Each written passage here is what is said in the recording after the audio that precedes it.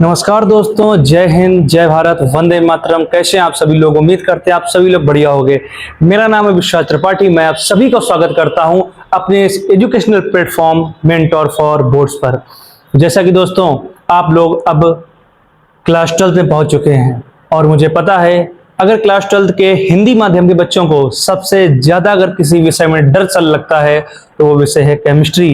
जी हाँ, केमिस्ट्री में आप लोगों को ये लगता है तैयारी कैसे करेंगे, और अंत में जब आप पूरा पढ़ के लास्ट में पेपर देने जाते भी हैं वन शॉट देख के इधर उधर से, तो लास्ट में कहते हो आके आप कि पेपर था वो आउट ऑफ सिलेबस था, ये था वो था। तो मैं आप सबको सबसे पहले तो ये यकीन दिलाने आया हूं कि आज से हम लोग अपने इस चैनल मेंटोर फॉर बोर्ड्स पर कक्षा 12 रसायन विज्ञान हिंदी माध्यम का आगाज करने जा रहे हैं। और मैं आपको इस चीज का आश्वासन देता हूं कि हम विधिवत पूर्ण तरीके से आपका सिलेबस पूर्ण कराएंगे, पूरा कराएंगे, कंप्लीट होगा। एक भी चैप्टर नहीं छोड़ेंगे, एक भी टॉपिक नहीं छोड़ेंगे। बाकायदा theory, MCQ, short answer, long answer, numerical सब। बस आप भरोसा करिए, आप हमारे साथ जुड़े रहिए लास्ट तक। ऐसा है, आज हो सकता है आप लोग किसी जज्बे के साथ ये हमारा वीडियो देखने आए हो और आज बड़े मन से आप पढ़ेंगे या पहले दिन तो बैठ गए। तो एक बात याद रखना कि शुरुआत सभी लोग करते हैं लेकिन खत्म सभी लोग नहीं करते। ये मैटर नहीं करता कि आपने स्टार्ट किया है, बल्कि ये मैटर करता है कि आपने वो काम कंप्लीट किया है। सबसे पहले तो ये बात याद रखिए। तो चलिए हम शुरू करते हैं आज का ये टॉपिक। तो सबसे पहले बता दें कि हमारा जो इस बार थोड़ा सिलेबस है वो काफ़ी लेट स्टार्ट हो रहा है। आज चूंकि आज 15 अप्रैल है, तो मुझे पता है अब तक तो आप लोगों ने चैप्टर 1 जिसका नाम है सॉल्यूशन यानी विलियन आपने कहीं ना कहीं से पढ़ लिया होगा। और इतना तो होता है कि नए नए जब क्लास 12 में जाते थे नया नया जोश होता है, तो आपने पहला पार्ट तो कंप्लीट कर ही लिया होगा। अब बात आती है दूसरे पार्ट की। आपके केमिस्ट्री का दूसरे पार्ट का नाम है वैद्युत रसायन। तो मैं बता दूं कि आप जिस समय जो केमिस्ट्री पढ़ रहे हैं 12th की, तो एक बात याद रखना आप मेरी कि ये जो केमिस्ट्री है क्लास 12th की, ये मजाक नहीं है। सरल बहुत है लेकिन मजाक नहीं है यूपी बोर्ड की केमिस्ट्री। तो आप लोगों को बता दूं, इसको पढ़ते समय आपके अंदर पैसेंस होना चाहिए, आपके अंदर धैर्य होना चाहिए। अगर आप इसको जल्दबाजी में समझना चाहेंगे तो आपको कुछ समझ नहीं आएगा, इस बात की मैं गारंटी देता हूं। लेकिन अगर आपने इसको धैर्य के साथ समझा, हौसला रखा, मन से पूरी लगन के साथ, फुली कंसंट्रेशन के साथ अगर आप टॉपिक समझेंगे तो आपको समझ में आएगा। होता क्या केमिस्ट्री में कि जब तक कोई टॉपिक आपके पल्ले पड़ रहा है, आपको सरल लग रहा है, तब तक आप बड़े मन से पढ़ रहे हो। जैसे ही आपको टॉपिक लगा तो आपका मन हटा, और जहां ही आपका जिस समय आपका मन हटा तो समझो वो टॉपिक आपको नहीं समझ में आएगा, आप वहां से स्किप करेंगे और वहां से छोड़ के भाग जाएंगे, आगे हिम्मत ही नहीं पड़ेगी। तो याद रखिए, आपको पूरे धैर्य के साथ कक्षा 12 की रसायन विज्ञान पढ़नी है। और फिर बता दें, पास सबको ही कर दिया जाता है। 50%, 60% सबके बन जाते हैं। अगर आपको टॉपर बनना है, आपको 85 प्लस मार्क्स लाने हैं, 90 प्लस मार्क्स लाने हैं, तो आप हमारे चैनल के साथ जुड़िए। आज हमारा पहला वीडियो है और चूंकि मैं यूट्यूब पर ऑनलाइन पहली बार केमिस्ट्री पढ़ाने आया हूं, तो हो सकता है कि मेरे पास उतना एक्सपीरियंस नहीं है, लेकिन मैं पूरी कोशिश के साथ आज आपको पढ़ाने आया हूं। तो आप जुड़िए। एक वीडियो, 2 वीडियो, 3 वीडियो, धीरे धीरे आपको मेरी भाषा समझ में आने लगेगी और आपको मेरे टॉपिक भी समझ में आने लगेंगे। अब आप सोचो कि मैं पहले दिन स्टार्ट करने आया हूं, पहले दिन ही मास्टर बन जाऊं, नहीं हो सकता। एक दिन में कुछ नहीं होता है, लेकिन एक दिन जरूर होता है, ये बात याद रखना। तो चलिए आज हम ये टॉपिक शुरू कर रहे हैं, वैद्युत रसायन। सेकंड चैप्टर है आपकी क्लास 12 की केमिस्ट्री का। तो सबसे पहले आपको बताएं कि इसका नाम वैद्युत रसायन क्यों रखा गया और इस चैप्टर में हम लोग पढ़ने क्या वाले हैं। तो सबसे पहले मैं बताऊं, इस चैप्टर में हम लोग पढ़ेंगे, देखिए लिखते लिखते अगर हम लोग पढ़ेंगे तो समझ में आएगा। अगर पहले से लिख के रख लिया तो आप केवल देखते जा रहे हो, समझते जा रहे हो सकता है समझते समझते आपको आलस आ जाए, नींद आ जाए। तो कलम चलाते रहिए, समझते रहिए। ये भी मत करिए कि समझ लिया है 15 मिनट निकल गए फिर पॉज करके पूरा थ्योरी उतार रहे हो, ये भी मत करिए। समझते जाइए, लिखते जाइए, क्योंकि क्लास 12th है, आपका माइंड शार्प होना चाहिए। चलिए देखते हैं। तो चैप्टर का नाम रखा गया है वैद्युत रसायन, और इस चैप्टर में हम लोग क्या पढ़ेंगे? तो इस चैप्टर में हम लोग पढ़ेंगे कि कैसे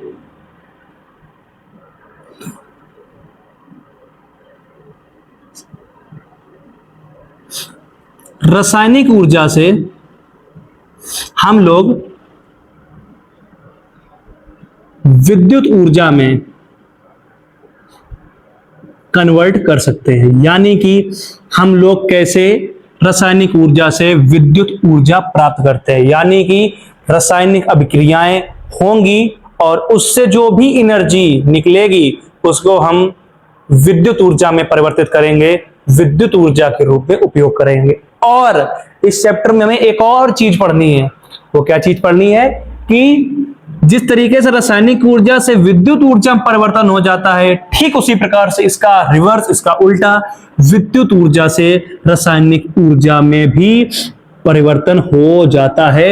ये चीज याद रखिए। मतलब रासायनिक ऊर्जा से अगर विद्युत ऊर्जा बदली जा सकती है, तो विद्युत ऊर्जा से वापस से रासायनिक ऊर्जा बदली जा सकती है। रासायनिक अपक्रियाएं होती हैं, उससे निकली हुई ऊर्जा को हम लोग विद्युत ऊर्जा के रूप में परिवर्तित करते हैं, उपयोग करते हैं। चलिए, इतना समझ में आया होगा। अब लिखते हैं इस चीज की परिभाषा। ठीक, तो चलिए लिखिए हमारे साथ। क्या लिखेंगे? कि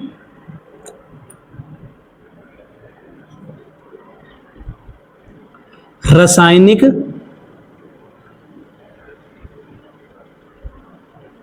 अभिक्रियाओं से, रासायनिक अभिक्रियाओं से क्या प्राप्त करते हैं? विद्युत ऊर्जा प्राप्त करते हैं। रासायनिक अभिक्रियाओं से विद्युत ऊर्जा प्राप्त कर सकते हैं। और ठीक इसी का उल्टा, ठीक इसी का उल्टा, विद्युत ऊर्जा से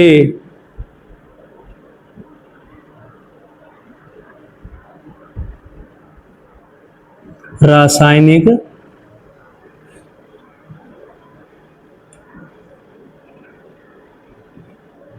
अभिक्रियाएं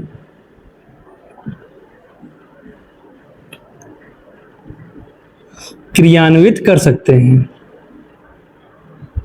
क्रियान्वित कर सकते हैं। अब आप सोचोगे ये कब होता है? बात को समझिए। अब आप सोचेंगे कब होता है? आप फोन यूज करते हैं, उस फोन में क्या होता है? पहले जो कुछ बैटरी होती है उसको हम विद्युत ऊर्जा में उपयोग करते, अपना पूरा फोन यूज कर लेते हैं। जब वो खत्म हो जाती है, जब वो खत्म हो जाती है तो फिर हम उसको चार्ज कर लेते हैं 100% तक, फिर से, यानी कि विद्युत ऊर्जा से फिर रासायनिक ऊर्जा बना लेते हैं। और जब वो फोन एक बार चार्ज हो जाता है तो फिर रासायनिक ऊर्जा से हम लोग फिर फोन की यूज कर लेते हैं, फिर विद्युत ऊर्जा के रूप में उपयोग कर लेते हैं। तो ये चार्जिंग वाला सिस्टम होता है। रासायनिक ऊर्जा से विद्युत ऊर्जा, विद्युत ऊर्जा से रासायनिक ऊर्जा। तो इस चैप्टर में हमें क्या पढ़ना है? वैद्युत रसायन वाले चैप्टर में, इस चैप्टर में पढ़ना है कि रासायनिक अभिक्रियाओं से विद्युत ऊर्जा प्राप्त कर सकते हैं और विद्युत ऊर्जा से वापस से रासायनिक अभिक्रियाएं क्रियान्वित कर सकते हैं। ये हमारे चैप्टर का आज का टॉपिक होने वाला है। कैसे क्या होता है आगे हम लोग इसको समझेंगे। आज हम लोग इस चैप्टर का केवल और केवल बेसिक्स को समझेंगे। थोड़ा बहुत जो छोटी छोटी चीजें हैं जो हम लोगों को बचपन से पता भी है उसका एक बार रिवाइज करेंगे। कल से इस टॉपिक के, इस चैप्टर के इंपॉर्टेंट टॉपिक्स को पढ़ाया जाएगा। एक भी दिन स्किप मत करना, डेली हमारे चैनल से जुड़े रहना, डेली आप क्लासेस मिलती जाएंगी, इस बात की मैं गारंटी दे रहा हूं। ठीक, चलिए इतना को नोट करिए, आगे बढ़। अब आपके मन में आ रहा होगा कि भैया हमने विद्युत ऊर्जा तो देखी है, मतलब उपयोग की है, विद्युत ऊर्जा तो मतलब हम समझ रहे हैं, ये रासायनिक ऊर्जा हम पहली बार सुन रहे हैं। गतिज ऊर्जा तो सुनी है कि हाँ जो चीजें गति करती हैं उनमें गतिज ऊर्जा होती है, लेकिन रासायनिक ऊर्जा, ये ऊर्जा कहां से आ गई? तो चलिए इस टॉपिक को जरा समझ लेते हैं कि रासायनिक ऊर्जा का मतलब क्या होता है। तो देखिए, रासायनिक ऊर्जा, हेडिंग डालिए रासायनिक ऊर्जा। तो इसको अगर मोटा मोटा समझें तो रासायनिक ऊर्जा का मतलब होता है छिपी हुई ऊर्जा, छिपी हुई ऊर्जा। कहां छिपी होती है? एग्जाम्पल, माचिस की तीली देखी है? चलिए बताते हैं। माचिस की तीली होता क्या है? कोई ऊर्जा वहां नहीं दिखती है, लेकिन जिस समय उसको रगड़ते हैं, घर्षण देते हैं, तो आपने देखा होगा कि वहां से क्या दो चीजें निकलती हैं, एक हीट और एक लाइट। निकलती कि नहीं निकलती बताइए आप? जिस समय आप तीली को जलाते हैं ऊष्मा निकलती है और ऊर्जा निकलती है, तो वो छिपी हुई ऊर्जा थी। अगर वहां पे कोई ऊर्जा छिपी हुई ना होती तो वो हीट और लाइट कैसे आ जाती? तो इसी चीज को बोलते हैं रासायनिक ऊर्जा। तो अगर इसकी परिभाषा चाहिए, प्रॉपर डेफिनेशन, तो लिखिए रासायनिक ऊर्जा वह ऊर्जा जो पदार्थों के, वह ऊर्जा जो पदार्थों के अणुओं या परमाणुओं, अणुओं या परमाणुओं के जो बॉन्ड बने होते हैं, बंधों के बीच संग्रहित रहती है। के बीच क्या रहती है? संग्रहित रहती है। यानी कि रासायनिक ऊर्जा कौन सी ऊर्जा होती है? वह ऊर्जा जो पदार्थों के अणुओं या परमाणुओं के बंधों के बीच क्या रहती है? संग्रहित रहती है। इस चीज को बोलते हैं रासायनिक ऊर्जा। तो कैसे बंधों के बीच रहती है? तो जैसे आप एग्जाम्पल ले लीजिए, एग्जाम्पल में आप ले लीजिए जल। जल का मतलब H2O। तो यहां पर H2O में क्या होता है?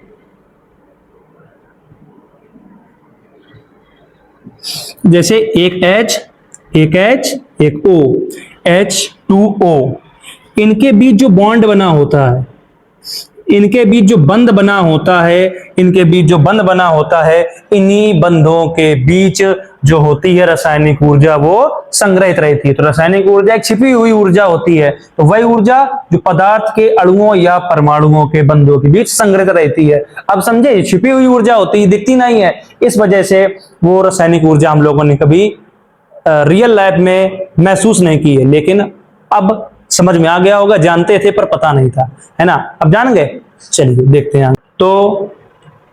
तो रासायनिक ऊर्जा वह ऊर्जा जो पदार्थों के अणुओं या परमाणुओं के बंधों की संग्रहित रहती है।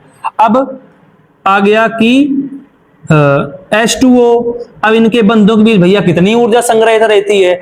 अगर ऊर्जा है तो भैया ऊर्जा की मात्रा क्या होता है? ऊर्जा की मात्रा होता है जूल। तो कुछ ना कुछ मात्रा, कुछ ना कुछ अमाउंट तो होगी जिसमें यहाँ पर एनर्जी यहाँ पर स्टोर हुई होगी, यहाँ पे ऊर्जा लगी हुई होगी इनके बंधों के बीच। तो आपको बताऊं, इनके बीच जो बंध के बीच जो ऊर्जा होती है, H2O की हम बात कर रहे हैं, H और O के बीच, एक H और O के बीच होती है 463 किलो जूल। यानी कि H और O के बीच की एक बंध में कितनी ऊर्जा संग्रहित होती है? 463 किलो जूल। ठीक। अच्छा, एक बंध में इतनी, तो यहाँ पे बंध कितने? एक और दो, एक ये, दो में कितनी हो जाएगी? गुणा कर लो, 926 किलो जूल। 926 kilo joule. यानी कि ये ऊर्जा, अगर आपको इन के बंध को तोड़ना है, हाइड्रोजन अलग करना है, ऑक्सीजन अगर अलग करना है, तो आपको 926 किलो जूल इसमें ताकत लगानी होगी, इतनी एनर्जी लगानी होगी, तब जाके इसके बॉन्ड टूटेंगे। समझे? तो जो हम लोगों का चैप्टर था वैद्युत रसायन, रासायनिक ऊर्जा से विद्युत ऊर्जा, विद्युत ऊर्जा से रासायनिक ऊर्जा। तो वो रासायनिक ऊर्जा क्या होती है? तो वह ऊर्जा जो पदार्थों के अणुओं या परमाणुओं के बंधों के बीच संग्रहित रहती है, ऐसी ऊर्जा को हम लोग रासायनिक ऊर्जा बोलते हैं।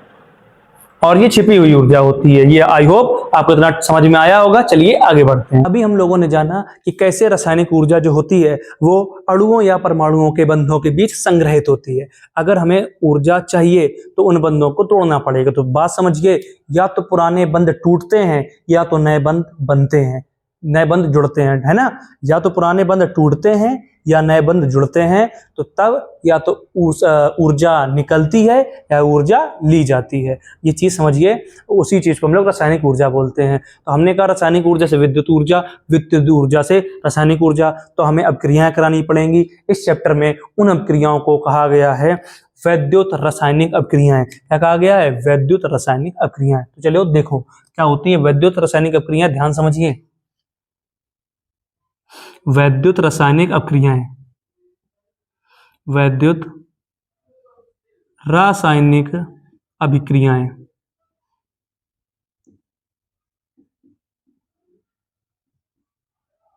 अब ये क्या चीज है भैया, समझिए। ये कौन सी अभिक्रियाएं होती है? वैद्युत रासायनिक अभिक्रियाएं।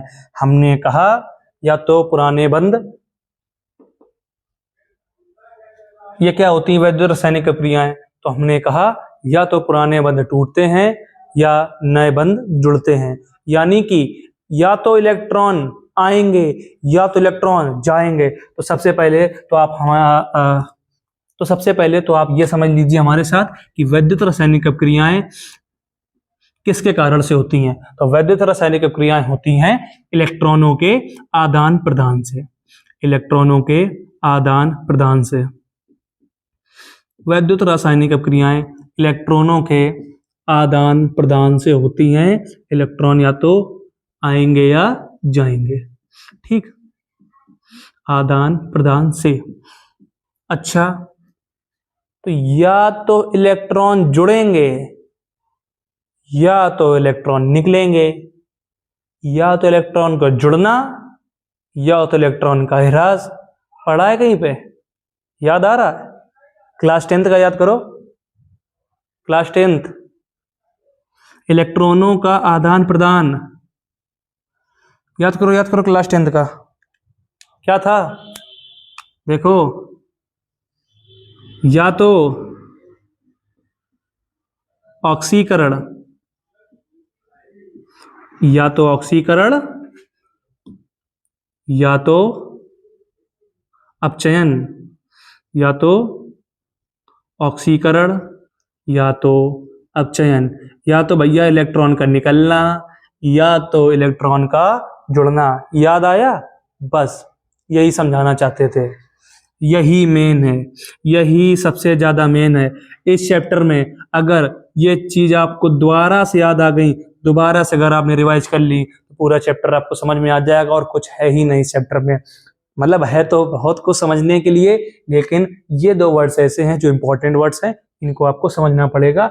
वैद्युत रासायनिक अभिक्रियाएं कब होती हैं? हमने बताया जब पुराने बंध टूटते हैं या नए बंध जुड़ते हैं। तो अगर बंध टूटेंगे जुड़ेंगे तो इलेक्ट्रॉनों का आदान प्रदान जरूर होगा, या तो इलेक्ट्रॉन आएंगे या तो इलेक्ट्रॉन जाएंगे। तो इलेक्ट्रॉन का जुड़ना या घटना, ऑक्सीकरण, अपचयन। याद आया? आगे सुनो ध्यान से। ऑक्सीकरण क्या होता है? ऑक्सीकरण का मतलब है, ऑक्सीकरण का मतलब है इलेक्ट्रॉन का निकलना। ऑक्सीकरण का क्या मतलब है? इलेक्ट्रॉन का निकलना, इलेक्ट्रॉन का निकलना। था तो बहुत कुछ, लेकिन ये इंपॉर्टेंट है। ऑक्सीकरण इलेक्ट्रॉन का निकलना। अपचयन क्या था? इलेक्ट्रॉन का जुड़ना। अपचयन इलेक्ट्रॉन का जुड़ना। इलेक्ट्रॉन कह सकते हैं, इलेक्ट्रॉनों का भी कह सकते हैं, एक से ज्यादा इलेक्ट्रॉन भी जुड़ते घटते हैं, ठीक है। तो इलेक्ट्रॉन अगर निकल रहे हैं तो वो ऑक्सीकरण है, अगर इलेक्ट्रॉनों का नुकसान है तो ऑक्सीकरण है, अगर इलेक्ट्रॉन जुड़ रहे हैं तो अपचयन है। ये याद रखना, बहुत इंपॉर्टेंट वर्ड है ऑक्सीकरण, अपचयन। यानी कि वैद्युत रासायनिक अभिक्रियाएं विद्युत ऊर्जा से रासायनिक ऊर्जा या फिर रासायनिक ऊर्जा से विद्युत ऊर्जा, है ना, उसके लिए सबसे ज्यादा कौन सी दो अभिक्रियाएं जरूरी होनी है? ऑक्सीकरण और अपचयन, है ना। अब समझो, जैसे मान लो आपके पास Zn है, आपके पास क्या है, Zn जिंक है। इससे अगर हम 2 इलेक्ट्रॉन निकाल दें, यानी कि इसके पास 2 इलेक्ट्रॉन का हो गया नुकसान। अगर इसने 2 इलेक्ट्रॉन का नुकसान कर लिया तो Zn ने अगर इलेक्ट्रॉन निकाल दिए, तो अगर कोई तत्व इलेक्ट्रॉन निकालता है, याद रखो, अगर कोई तत्व इलेक्ट्रॉन निकालता है, इलेक्ट्रॉन दान करता है, तो उस पे उतना ही पॉजिटिव चार्ज आता है। यानी कि Zn के ने कितने इलेक्ट्रॉन निकाले हैं, 2 इलेक्ट्रॉन, तो इसके ऊपर कितना पॉजिटिव चार्ज आएगा, 2+। लेकिन हम लोग इस वाले मेथड को नहीं लिखते हैं, हम लोग कौन सा मेथड लिखते हैं ऑक्सीकरण में, Zn चेंज टू Zn 2+ का Zn 2+, और जो माइनस के 2 इलेक्ट्रॉन है ये इधर प्लस में चले जाते हैं, प्लस के 2 इलेक्ट्रॉन। यानी कि जो इलेक्ट्रॉन दान किए जाते हैं वो सामने की तरफ प्लस लगा के लिख दिए जाते हैं, और जितना इलेक्ट्रॉन दान किया जाता है उतना ही पॉजिटिव चार्ज उस तत्व पर आ जाता है। इस चीज को हम लोग क्या बोलते हैं, इस चीज को हम लोग बोलते हैं ऑक्सीकरण। ठीक है, तो उम्मीद करते हैं आपको ऑक्सीकरण समझ में आ गया होगा।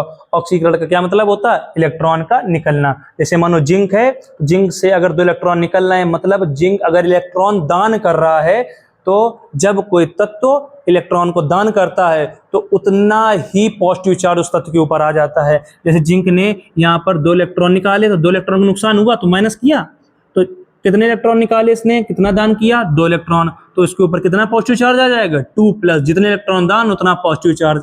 लेकिन इस वाले तरीके से हम लोग नहीं लिखते हैं, इलेक्ट्रॉन के निकलने को, ऑक्सीकरण को इस वाले मेथड से दर्शाया जाता है। यानी जो माइनस के 2 इलेक्ट्रॉन है इस सामने लिख दिए गए हैं प्लस के 2 इलेक्ट्रॉन से। यानी कि आप जितने भी इलेक्ट्रॉन निकालें, सामने की तरफ, राइट की तरफ प्लस लगा के उतने इलेक्ट्रॉन लिख दें, और जितना इलेक्ट्रॉन आपने यहाँ प्लस लगा के लिखे हैं उतना ही पॉजिटिव चार्ज उस तत्व के ऊपर आ जाएगा। यानी कि ये आपका क्या हो गया, ये आपका हो गया ऑक्सीकरण। चलिए यहीं से हम लोग अपचयन भी समझ लेते हैं।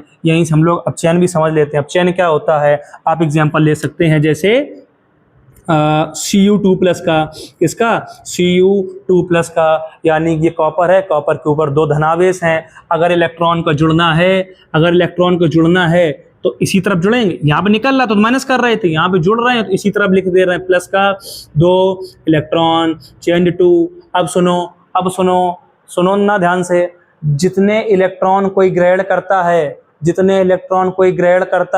उतना उसी के ऊपर माइनस चार्ज आ जाता है, देखो Cu2+ था, इसने कितने इलेक्ट्रॉन ग्रहण किए, कितने कर्ज लिया, 2 इलेक्ट्रॉन का, तो इतना इसके ऊपर कितना आ जाएगा, माइनस चार्ज आ जाएगा। तो Cu2 में से 2 खत्म, यानी कि यहाँ केवल कितना बचा, Cu, यहाँ पर केवल आया कॉपर। हालांकि जितना मैं आपको समझा रहा हूँ ये बहुत ही बोरिंग है, इतना तो आपको पता ही होता है, 7th 8th 9th 10th 11th तक में यही बताया जाता है। फिर भी मैंने बता दिया कि ऑक्सीकरण क्या होता है और अपचयन क्या होता है। ऑक्सीकरण का मतलब इलेक्ट्रॉन का निकलना, अपचयन का मतलब होता है इलेक्ट्रॉन जोड़ना। अब आप कहोगे भैया आपने तो ये कहा है कि वैद्युत रासायनिक क्रियाएं तभी होंगी जब इलेक्ट्रॉनों का आदान प्रदान होगा, यानी कि दोनों क्रियाएं होंगी, ऑक्सीकरण भी होगी और अपचयन भी होगी। तो भैया हमें ये बता दो कि अगर दोनों अब क्रियाएं हुई तो यानी कि आप ये कहना चाहते हो कि वैद्युत रासायनिक अपक्रियाओं के लिए अगर दोनों हो रही हैं तो वे अपक्रियाएं जिनमें ऑक्सीकरण भी होता है और अपचयन भी होता है, वे अपक्रियाएं कौन सी अपक्रियाएं कहलाती हैं, वे अपक्रियाएं कहलाती हैं रेडॉक्स अपक्रिया। याद आया 10th का, वे अपक्रियाएं कहलाती हैं रेडॉक्स अपक्रिया। यानी कि वैद्युत रासायनिक अपक्रियाएं जो होती हैं उनके होने के लिए उस रिएक्शन में रेडॉक्स अपक्रिया होना जरूरी है, ऑक्सीकरण और अपचयन होना जरूरी है। तो ऐसे नहीं कि आप इतनी आसानी समझ रहे, अरे रेडॉक्स अपक्रिया है हम लोग पहचानेंगे तुरंत उससे हम लोग वैद्युत ऊर्जा बना लेंगे, नहीं। अभी आगे समझिए कि कहाँ पे ऑक्सीकरण होता है, कहाँ पे अपचयन होता है, इस चीज को समझ लीजिए। चलिए आगे बढ़ते हैं। तो चलिए अब हमारे साथ, अगर आपने ऑक्सीकरण और अपचयन समझ लिया है तो मैंने आपके सामने 4 रिएक्शंस दी हैं। अब बताइए किस किस एलिमेंट का ऑक्सीकरण हो रहा है, किस एलिमेंट का अपचयन हो रहा है। तो मैं बता दूं, ऑक्सीकरण अपचयन, ON ऑक्सीडेशन नंबर या ऑक्सीकरण संख्या। अगर आपको ऑक्सीकरण संख्या बढ़ती दिखे, प्लस में जाती दिखे, पॉजिटिव में जाती दिखे तो समझ जाओ वहां पे ऑक्सीकरण है, और अगर ऑक्सीकरण संख्या कम होती दिखे तो समझ जाओ वहां पे अपचयन है। कुल मिला के आप वीडियो को पॉज करके आप इन चारों रिएक्शन में बता सकते हो कि कहाँ कहाँ ऑक्सीकरण हो रहा है और कहाँ कहाँ अपचयन हो रहा है। तो चलिए आप करिए, तब तक मैं इसको सॉल्व करवाता हूँ। देखिए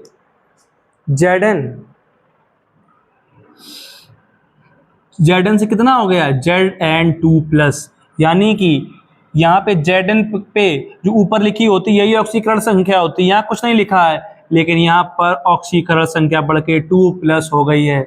ऑक्सीकरण संख्या बढ़ गई है, और अगर ऑक्सीकरण संख्या बढ़ रही है तो वहाँ पे क्या है, ऑक्सीकरण, वहाँ पे क्या है, ऑक्सीकरण नीचे। और वही इस Cu2+ को देख लो, यहाँ पे कितनी ऑक्सीडेशन संख्या है, 2+, यहाँ कम और हो गई, खत्म और हो गई। तो अगर ऑक्सीकरण संख्या कम हो रही है, तो वहाँ पे क्या है, अपचयन। तो यहाँ पे ऑक्सीकरण संख्या कम हो रही है, यानी यहाँ पे क्या हो गया, अपचयन हो गया। अगर इस तरीके से ना समझ पाओ, इस तरीके से समझ लो कि Zn से अगर Zn2+ बना है तो Zn से Zn2+ कब बना होगा, जब इसने इलेक्ट्रॉन निकाले होंगे, और अगर इलेक्ट्रॉन निकले हैं तो जरूर वहां पे ऑक्सीकरण हुआ है। Cu2+ से इसका आवेश कैसे कम हो गया, माइनस में कैसे चला गया, क्योंकि इसने इलेक्ट्रॉन ग्रहण किया होगा, और अगर Cu2+ ने इलेक्ट्रॉन ग्रहण किया है तो वो क्या हो गया, अपचयन हो गया। नीचे वाली देख लो, यहाँ पे Fe है, Fe ने साफ साफ दिख रहा है +2 इलेक्ट्रॉन, यहाँ पे प्लस में कौन लिखे जाते हैं, दान किए इलेक्ट्रॉन लिखे जाते हैं, यानी किसने ये 2 इलेक्ट्रॉन निकाले हैं।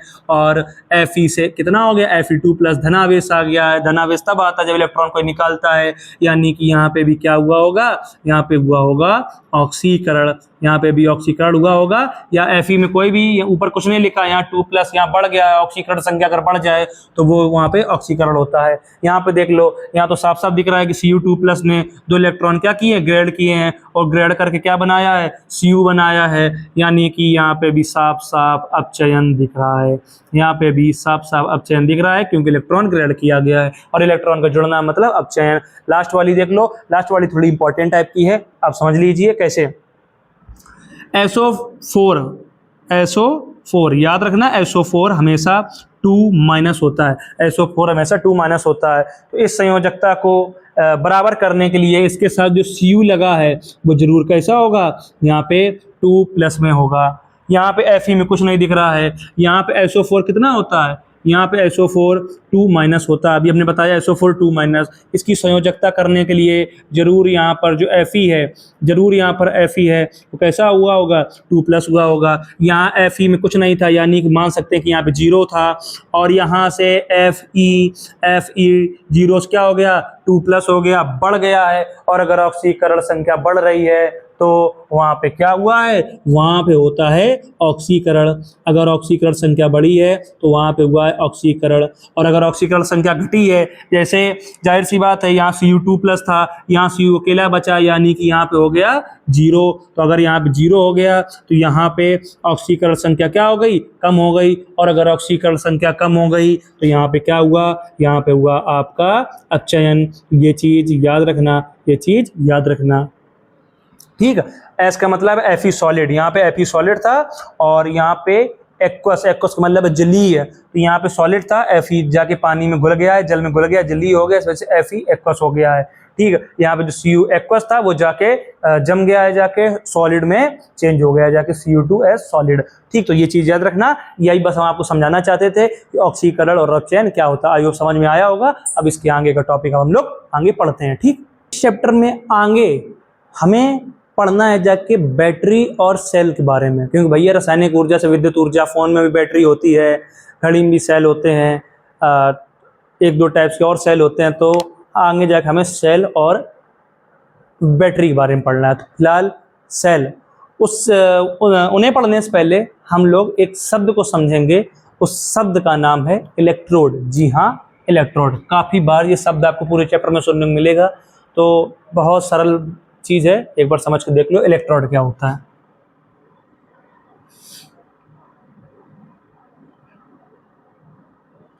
इलेक्ट्रोड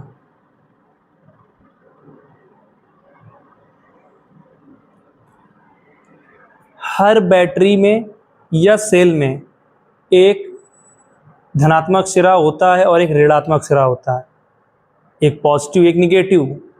बस वही 2 जो होते हैं उन्हीं को ही इलेक्ट्रोड बोलते हैं हर एक सेल में। अगर आपको मैं दिखाना चाहूँ तो ये देख सकते हैं आप, ये है सेल, ये सेल है। इस सेल में एक पॉजिटिव साइड है और एक निगेटिव साइड है, एक पॉजिटिव साइड है और एक निगेटिव साइड है।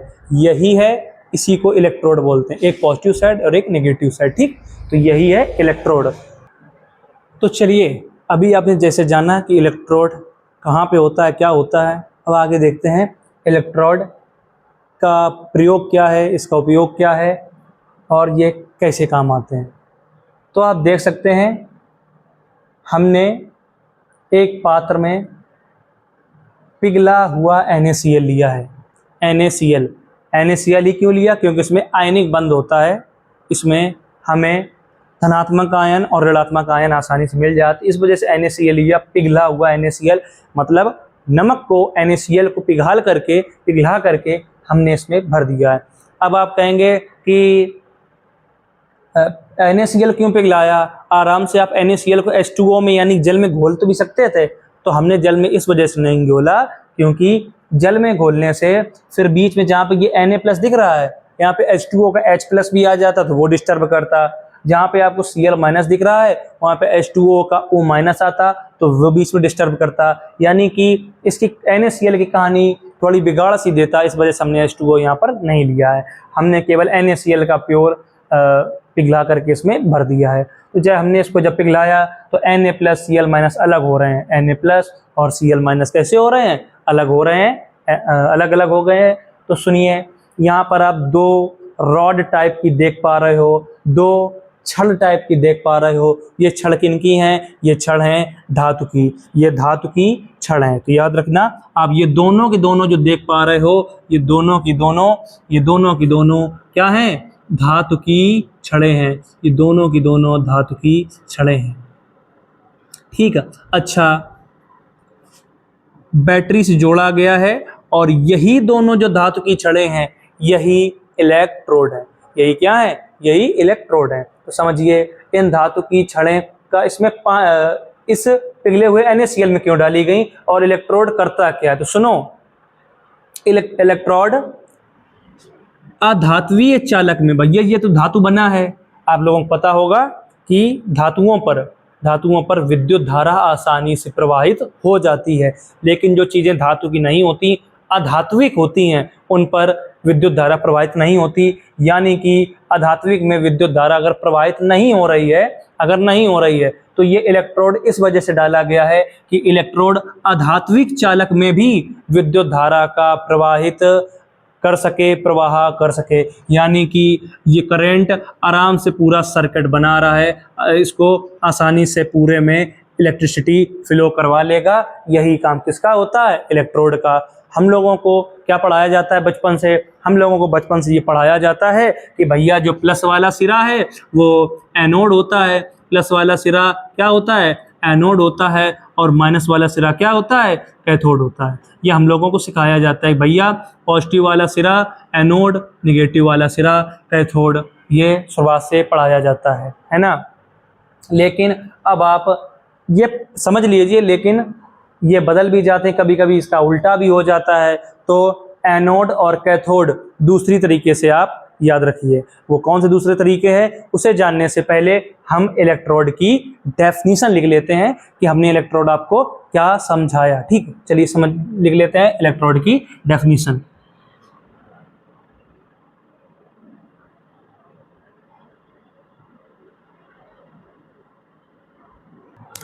तो जैसा कि आप देख सकते हैं, मैंने जो आपको समझाया इलेक्ट्रोड के बारे में, बस वही परिभाषा मैंने लिखी भी है।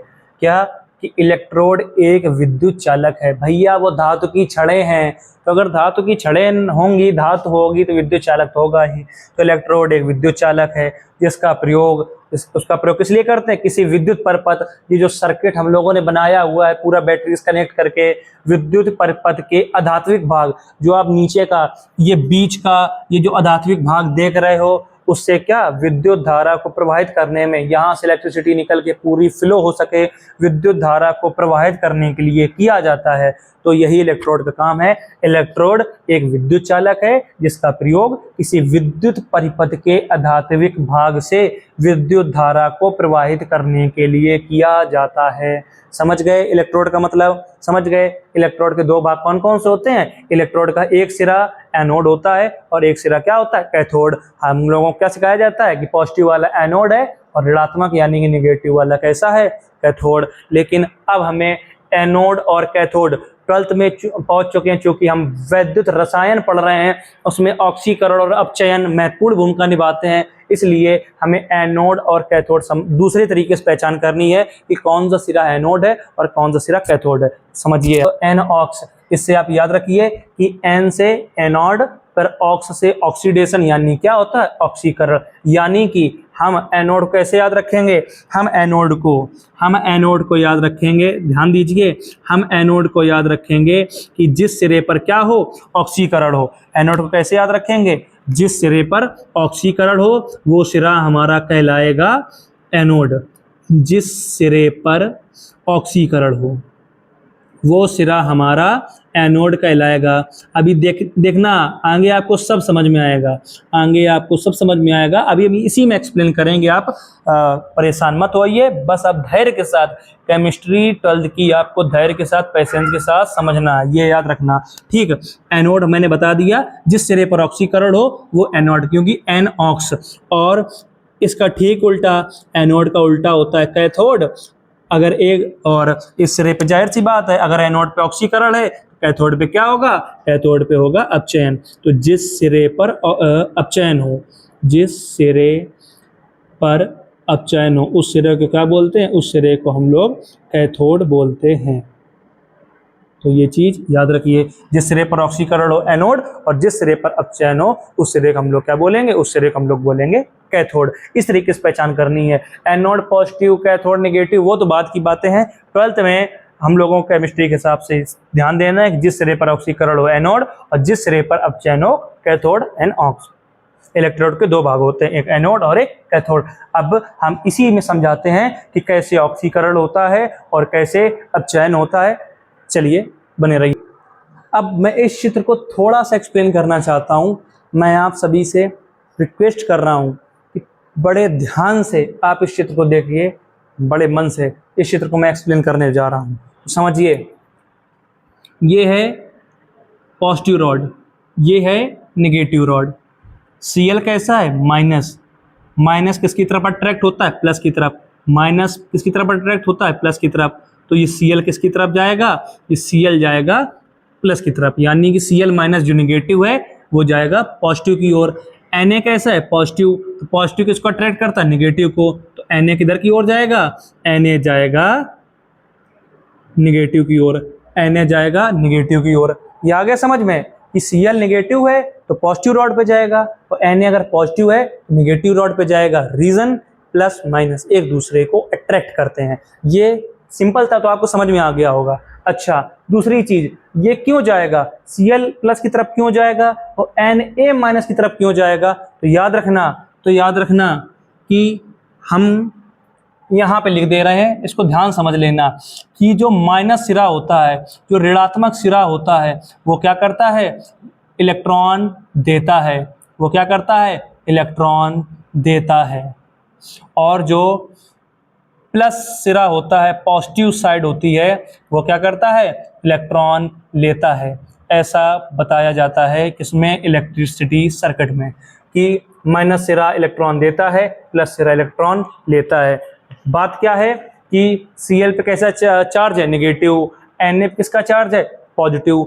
ना Cl नेगेटिव लेना चाहता है ना Na पॉजिटिव लेना चाहता है। दोनों को अपने आप में उदासीन होना है, न्यूट्रल होना है। Cl माइनस को केवल Cl बनना है, Cl माइनस को केवल Cl बनना है, Na प्लस को केवल Na बनना है। उसे प्लस नहीं चाहिए, ना ही Cl को माइनस चाहिए। इन दोनों को अपने आप में उदासीन होना है। यानी कि मतलब समझो, Na कैसा है? प्लस है। Na कैसा है? प्लस। Na क्या बनना है? Na प्लस को Na बनना है। जो इस पे पॉजिटिव चार्ज को खत्म करके इसको उदासीन बनना है। और जो Cl माइनस है इसको अपना माइनस खत्म करके क्या बनना है? इसको Cl बनना है। समझिए आगे, अभी हम समझा रहे हैं, थोड़ा धैर्य के साथ। अब Na किसकी तरफ जा रहा है, माइनस की तरफ। Na किसकी तरफ जा रहा है, माइनस की तरफ। तो माइनस सिरा क्या करता है, इलेक्ट्रॉन देता है, यानी माइनस सिरा Na को इलेक्ट्रॉन देगा, माइनस सिरा Na को इलेक्ट्रॉन देगा, यानी Na यहाँ से इलेक्ट्रॉन क्या कर लेगा, ले लेगा, ग्रहण कर लेगा।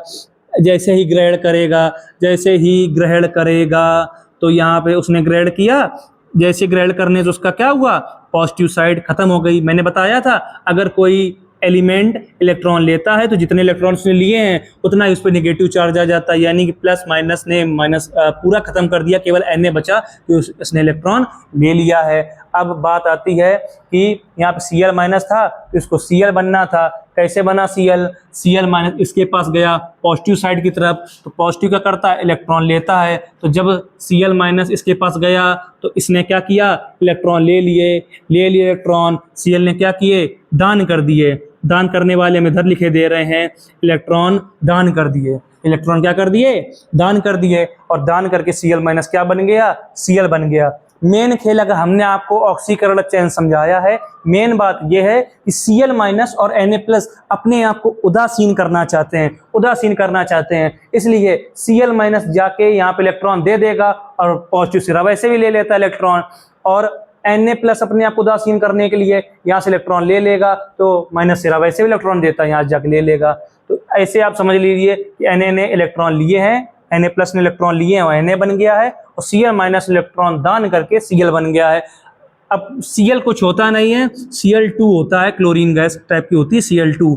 तो जाहिर सी बात है हमें यहाँ पे 2 इलेक्ट्रॉन करने पड़ेंगे और यहाँ पे भी 2 करना पड़ेगा। फिर और बैलेंसिंग में जाएं तो हमें 2Na 2 इलेक्ट्रॉन इधर भी करना पड़ेगा। फिलहाल अभी आप मोटा मोटा समझ लीजिए क्या कि यहाँ पे क्या हुआ है, इलेक्ट्रॉन का दान हुआ है, इलेक्ट्रॉन निकले हैं। अगर यहाँ पे इलेक्ट्रॉन निकले हैं तो यहाँ पे हुआ है ऑक्सीकरण। हुआ कि नहीं हुआ, इलेक्ट्रॉन दान करे गए हैं, यहाँ पे क्या हुआ है, ऑक्सीकरण हुआ है। यहाँ पे इलेक्ट्रॉन ग्रहण किए गए हैं तो यहाँ क्या हुआ है, अपचयन हुआ है। यहाँ क्या हुआ है, अपचयन हुआ है। ठीक, और Na कहाँ पे गया था, Na कहाँ पे गया था, Na गया था माइनस की ओर। Na कहाँ गया था, माइनस की ओर। तो ये माइनस की तरफ गया है ना, ये माइनस की तरफ गया है, माइनस वाले ऋणात्मक सिरे की ओर गया है। और Cl माइनस किधर आया था, Cl माइनस आया था प्लस की तरफ, Cl माइनस आया था प्लस की तरफ। आप लोग खुद देख रहे हो Cl माइनस किसकी तरफ आया था, प्लस की ओर। यानी कि प्लस की तरफ अगर आया है तो प्लस की तरफ क्या हुआ है, ऑक्सीकरण हुआ है। तो पॉजिटिव रॉड पे ऑक्सीकरण हुआ है, पॉजिटिव रॉड पे क्या हुआ है, ऑक्सीकरण हुआ है। तो आप लोग देख रहे हैं ऑक्सीकरण कहाँ पे हुआ है, प्लस पॉजिटिव रॉड पर ऑक्सीकरण हुआ है। और माइनस की तरफ क्या हुआ है, अपचयन।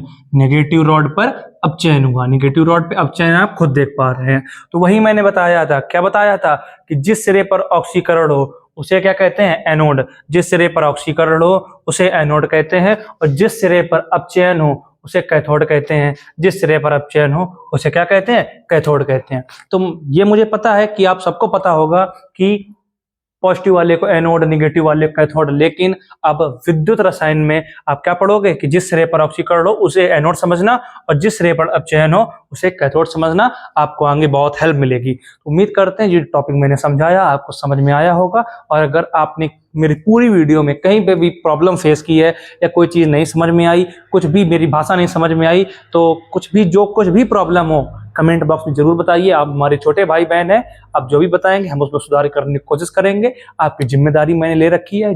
अब केवल जो सिलसिला शुरू हुआ है ये केवल तभी खत्म होगा जब पूरा केमिस्ट्री का syllabus with MCQ with numericals हम लोग कंप्लीट कर लेंगे। ठीक, 1-2 दिन लगेंगे, 3 दिन लगेंगे, फिर आप मेरी भाषा समझने लग जाएंगे। और एक बार आप जुड़ कर तो देखिए, हम साल भर इतनी मेहनत करेंगे, साल भर इतनी लगन से पढ़ेंगे कि एट द एंड केमिस्ट्री एकदम हम लोगों की ललन टॉप हो जाएगी। तो तब तक के लिए बाय बाय, मिलते हैं नेक्स्ट वीडियो में।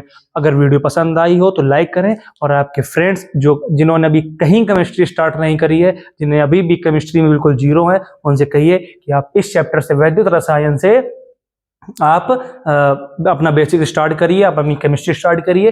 रही चैप्टर 1 सॉल्यूशन विलियन की बात, तो अगर आपको वो पढ़ना है तो आप कमेंट बता दीजिए कि विलियन से स्टार्ट करो, तो इस चैप्टर के बाद हम फिर से एक बार चैप्टर 1 आपको सॉल्यूशन पढ़ा देंगे। ठीक है, आप जुड़ कर तो देखिए, धीरे धीरे जैसे आप हमारी लैंग्वेज समझने लग जाएंगे, आपको पूरी केमिस्ट्री बिल्कुल हलवा लगने लगेगी। बस एक बात हम आपसे कह रहे हैं कि केमिस्ट्री क्लास 12 की पैसेंस वाला सब्जेक्ट है, आपको धैर्य रखना पड़ेगा। आप मन से समझेंगे, हिम्मत रखेंगे तो आपको सब समझ में आएगा। अगर आप सब एकदम 7th 8th तो है नहीं कि चुटकी बजाया समझ में आ गया, ये सब बातें होती हैं। थोड़ा दिमाग आपको खुद भी अपनी तरफ से यूज करना पड़ेगा। मुझसे जितना हो सका मैंने उतने ज्यादा डाउट्स क्लियर करने की कोशिश करी है। जो डाउट्स आपके मन बन सकते हैं वो मैंने पहले से पहले इसमें बताए हैं। तो अगर आपको वीडियो पसंद आए तो लाइक करिए, हमारा चैनल मेंटर फॉर बोर्ड्स को सब्सक्राइब कर लीजिए, क्योंकि केवल इंग्लिश ही नहीं हमारे चैनल मेंटर फॉर बोर्ड्स को सब्सक्राइब कर लीजिए, क्योंकि केवल केमिस्ट्री ही नहीं, इंग्लिश भी मैं ही पढ़ाता हूं, बाकायदे कंप्लीट भी मैं ही करता हूं। हमारे चैनल पर फिजिक्स की भी फैकल्टी है, मैथ की फैकल्टी है। चैनल सब्सक्राइब करिए, आपको सारा कंटेंट फ्री मिल जाएगा जो आपको लूटा जाता है पेड कोर्सेज के नाम पे। मैं पूरा कोर्स यहीं पे खत्म करवाऊंगा। मैं आपको बता सकता हूं कि कभी भी हमारी जो वस्तुएं हैं, जो हमारी समस्याएं हैं, वो कभी हमारे शिक्षा के बीच में नहीं आएगी। बेहतर से बेहतर शिक्षा, जो कुछ भी मुझे आता मैं सब कुछ आपको प्रदान करने की पूरी कोशिश करूंगा। वीडियो को अपने फ्रेंड्स में शेयर कीजिए, लाइक कीजिए। मिलते हैं नेक्स्ट वीडियो में, तब तक के लिए बाय बाय।